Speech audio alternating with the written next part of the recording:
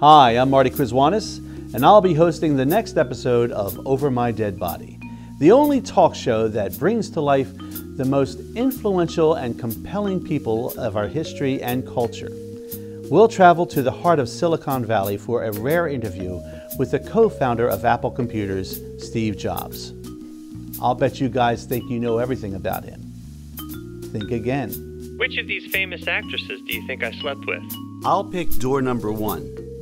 Let's try all of them. All of them it is. Over My Dead Body with Steve Jobs, coming up.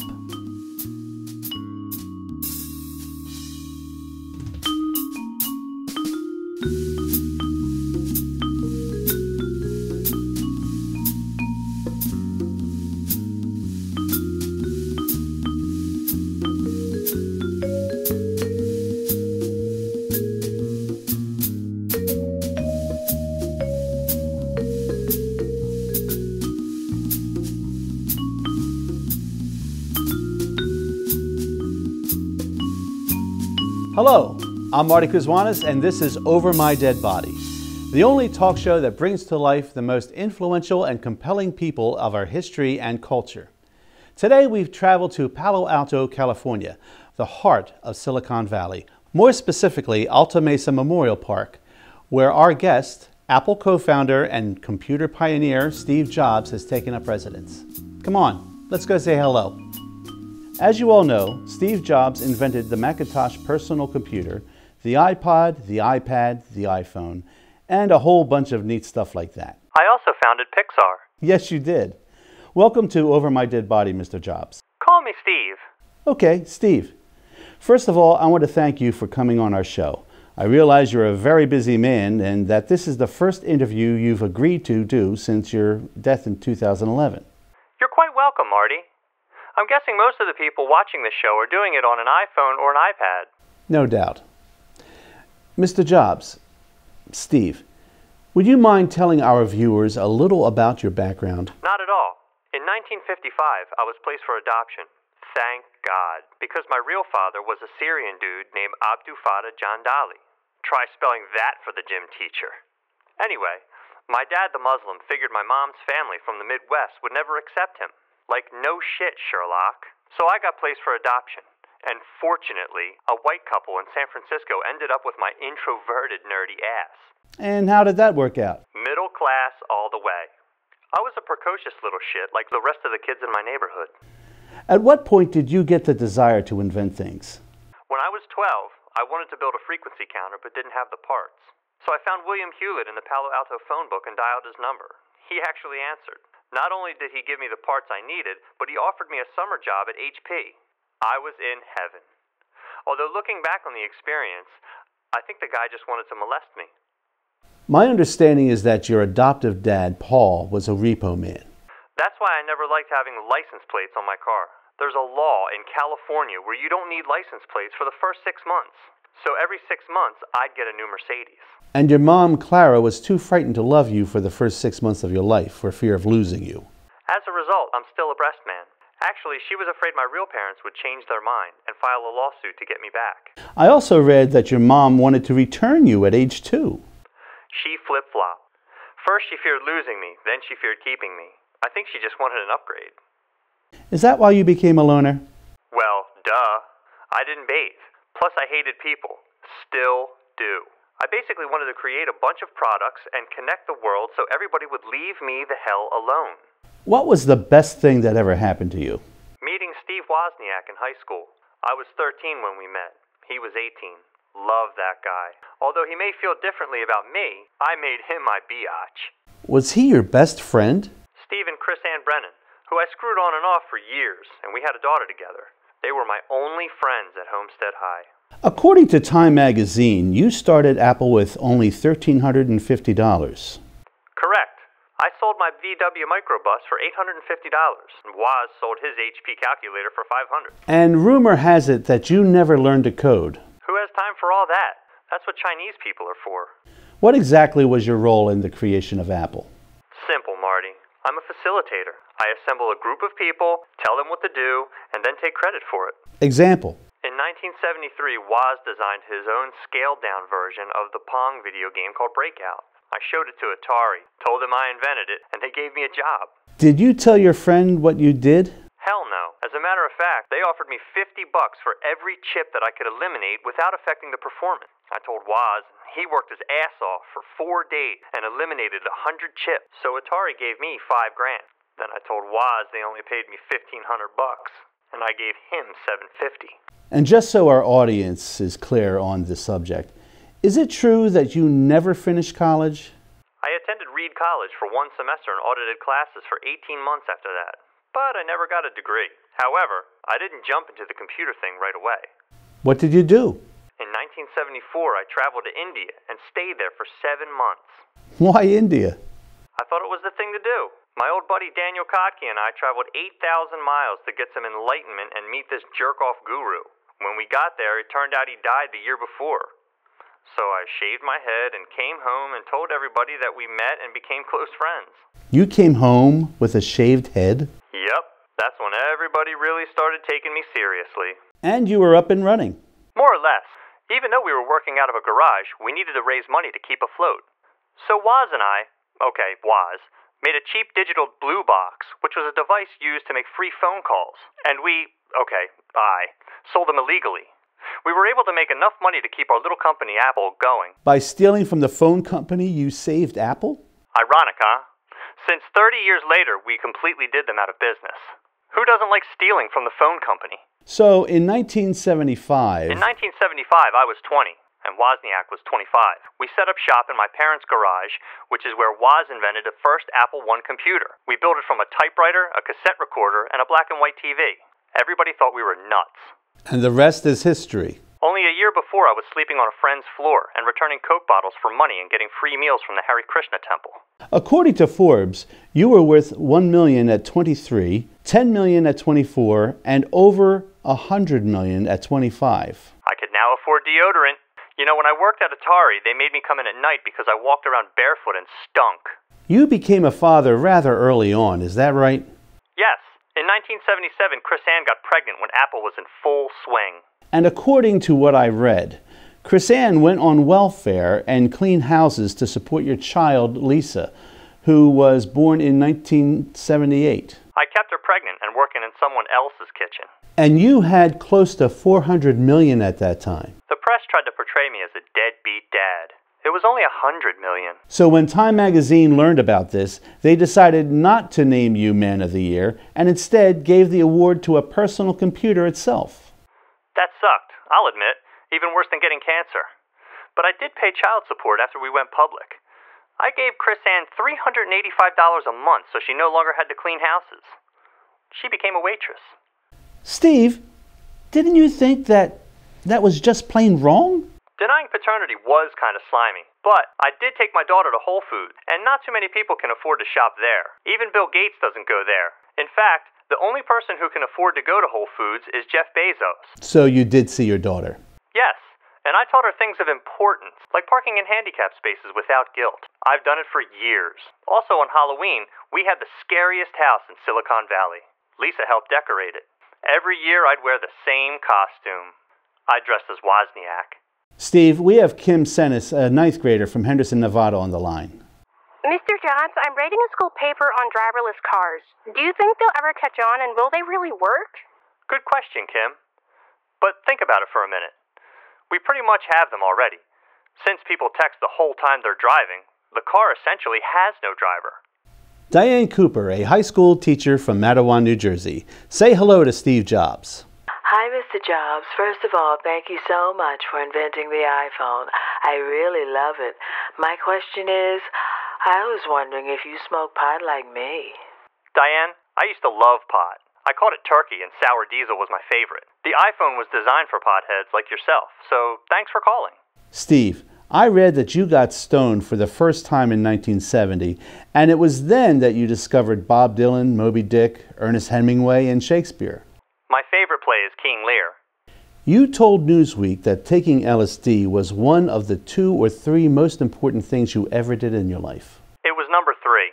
Getting blown by Joan Baez was number 1. The flashbacks were number 2. Were you on LSD when you played the Mad Hatter in Alice in Wonderland? You really did your homework. Wozniak played the White Rabbit, and Chris Ann was Alice. We were all on acid, just like the author. In 1985, only 9 years after founding Apple, you got fired from your own company. When you returned 12 years later, they were at the bottom of the barrel. It was a disaster, and turning the company around wasn't easy. Some former employees claimed they were afraid to ride in an elevator with you at that time, fearing that they might not have a job when the doors opened. I thought it was the ideal place to give people the shaft. Sorry, I had to say it. By 2008, Apple was the most valuable company in the world. At the same time, a class action suit was filed against you and other members of Apple's board of directors for securities fraud. Yepers. We stole more money than Bernie Madoff by backdating stock transactions. Not bad for a guy with a GPA of 2.65. Michael Klatskin from Naples, Florida, you have Steve Jobs on the line. Mr. Jobs, What's up, Michael? 2 things. First, how can you live with yourself hiring all those Asian kids? And second, how is sex with Diane Keaton? If you're referring to child labor, Michael, I'm a big believer in giving kids a leg up. Bill Hewlett gave me a summer job at HP when I was 12, and I spent all day putting screws in frequency counters. And look where I am now. Well, not exactly now. You've got a twisted mind, pal. As for Diane Keaton, I was surprised at how tight she was, considering Warren Beatty, Al Pacino, and even Woody Allen had spent time in it. All she did was lay there and talk like Annie Hall. Now, Joan Baez was another story. She rode me like a racehorse. Not bad for an anorexic computer nerd, eh? You're a piece of work. Steve, Ashton Kutcher and Michael Fassbender both portrayed you on the big screen. Who did a better job? Michael Fassbender was by far the superior actor. But I prefer Ashton Kutcher because he got to sleep with Demi Moore and Mila Kunis. In October of 2003, after making Apple the most successful company on the planet, you were diagnosed with a rare type of pancreatic cancer. Unfortunate, but true. According to the chief surgeon at Sloan Kettering in New York, by neglecting immediate treatment, you essentially committed suicide. Yes, I fucked up big time. I had the only type of pancreatic cancer that's treatable. All I needed was a fairly simple surgery called the Whipple procedure. But You thought different? I walk my talk. So I went to Mexico for an herbal bowel cleansing. The people there sedated me and stuck a cactus mint douche up my Silicon Valley ass. When I woke up, I couldn't remember a thing. Except that the Cosby Show was on in the background. Did you ever have the Whipple procedure? Eventually, but by then the cancer had spread to my liver. In 2009, you underwent a liver transplant at Memphis Methodist University Hospital. During the donor screening process, I learned that I had the same rare blood type as Tim Cook. Your CEO? Apparently, you can remove a portion of a liver and it'll regenerate. So Tim offered me a portion of his liver. And you turned it down? I played it off by saying, "Does it come with fava beans and a good Chianti?" But seriously, I didn't want a liver that had so much semen pass through it. I'm funny that way. After you died, Tim Cook announced to the world that he was gay. Like it was such a big secret. Once you swallow a dick, word gets around fast. Yum, yum. Exactly. So you resigned on August 24th, 2011, and died at home on October 5th. According to your official biographer, Walter Isaacson, your final words were, "Oh wow, oh wow, oh wow." I had it arranged that at the exact moment of my death, my wife would yank a daisy chain out of my ass like she was starting a lawnmower.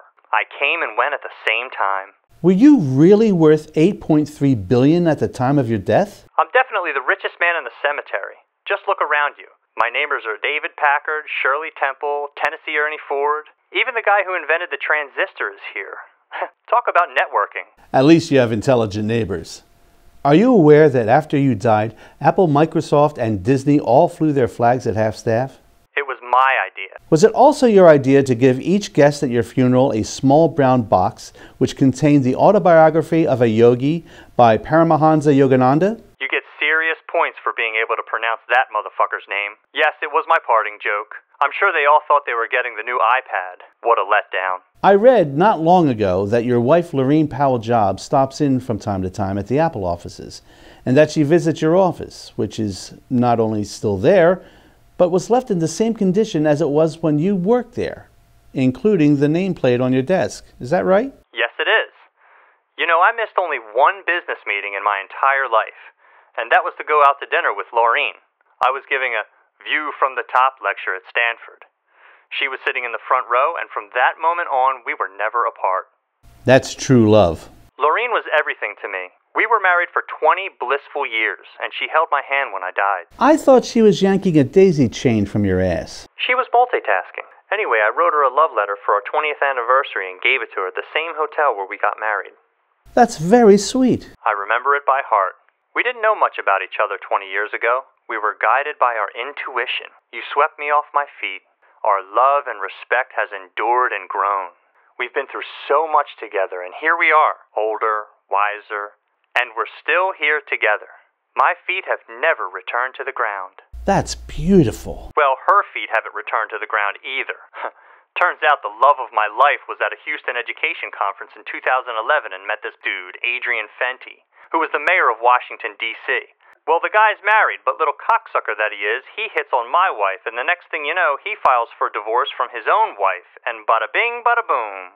They started seeing each other? You ever look out into the ocean and see those oil platforms? Sure. My wife's getting drilled like that, and old Adrian has 8.3 billion reasons to keep that erection going strong. I think it's up to 14 billion. She made some good investments. Funny how life works. One final caller. Charles Salmore from Santa Monica, California. What's on your mind? Mr. Jobs, we all owe you so much gratitude. You made our world a better place to live. That's very kind of you, sir. Really? How you could have accomplished so much after being dumped by your real parents.